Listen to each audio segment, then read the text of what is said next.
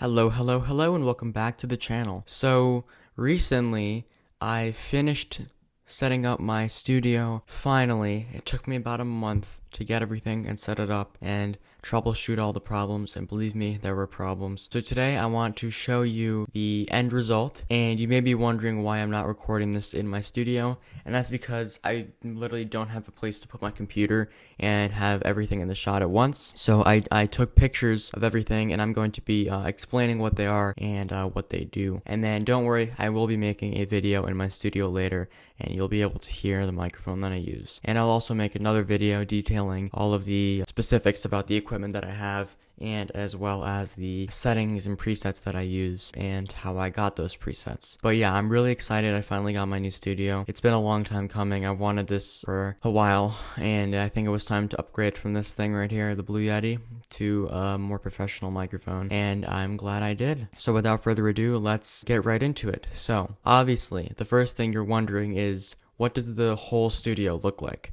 And here's a picture of it.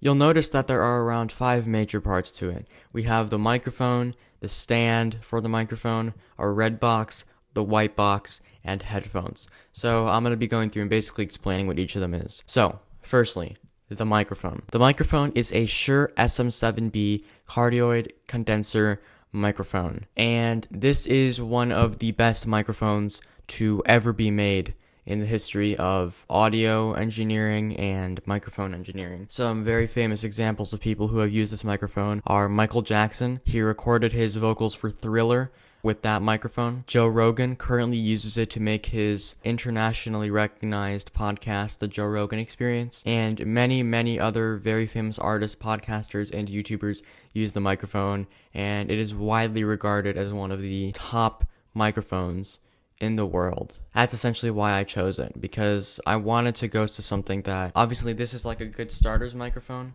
because before this I recorded on the little headset thing that came with these headphones, and then I was like, I should probably get like an actual microphone, so I got this thing, and then I felt like I should probably get a better one, because this one is getting a bit old. It's almost 2 years old, and it's getting a bit worse in quality, but I'm still going to be using it for YouTube videos though. My microphone will be solely used for recording music, with the exception of the one video I'm making in which I use the microphone in the studio. So yeah, I'm really happy I have that microphone. It's very good, and yeah. And then the stand that I use for the microphone is a Rode PSA-1. It's a very good and flexible stand. You can move the microphone in essentially whatever way you choose. It allows it to hang freely, so you can adjust it to what level you want it to be when you're recording or just letting it sit there, and it's very easy and flexible. So if something's in the way, you can just move it out of the way into whatever other space you want it to be in. It's really convenient, and it's also regarded as a very good microphone stand, so that's why I chose that one. It's really quite convenient, and I think the design of it is really simple but also really eloquent in the fact that it's really helpful for holding the microphone, supporting the microphone, because the microphone is pretty big. So it does that job very well, but it also manages to move around it with ease, and I think that's a really important quality, and I'm glad it does that, because that shows just how good of a stand it is. And then we have what I call the red box and the white box.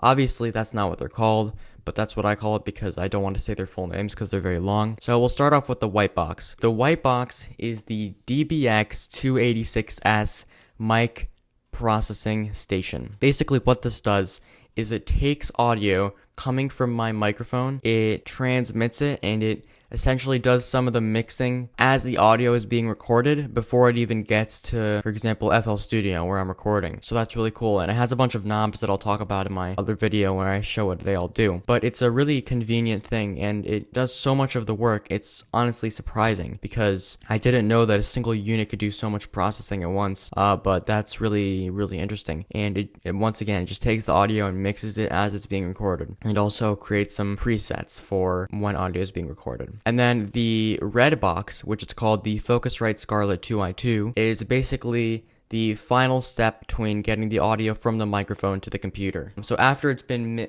mixed essentially through the DBX 286S, the Focusrite Scarlett 2i2 essentially serves as the final, I guess, layer of finishing touches so that it comes out very nicely, the audio. Basically, this is where you just add like final mixing effects.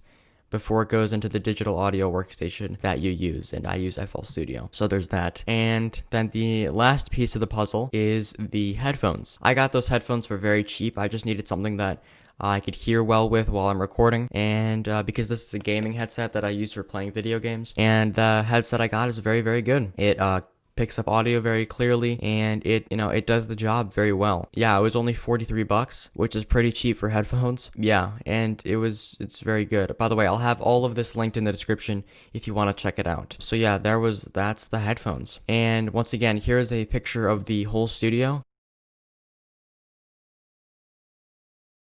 So with that being said, that is my whole studio. I hope you enjoyed this video. If you have any questions for me, leave them in the comments below. And once again, I'll make a video talking about all my settings and a video using the studio. And once again, all the links for all this equipment will be in the description. With that being said, thank you guys so much for watching. Make sure to like and subscribe if you haven't already. I'm almost at 250 subscribers. It would mean a lot. And make sure to join my Discord server if you haven't already. The link is in the description. My Instagram is also in the description at BeyondBMusic. Make sure to follow me over there. And with that being said, thank you guys so much for watching, and I will see you in the next video.